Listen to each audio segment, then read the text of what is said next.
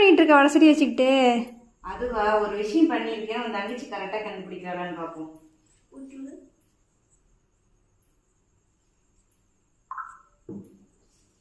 என்ன டேஸ்ட் வருது? வெண்ணெ முழுங்கு சொல்லணும்.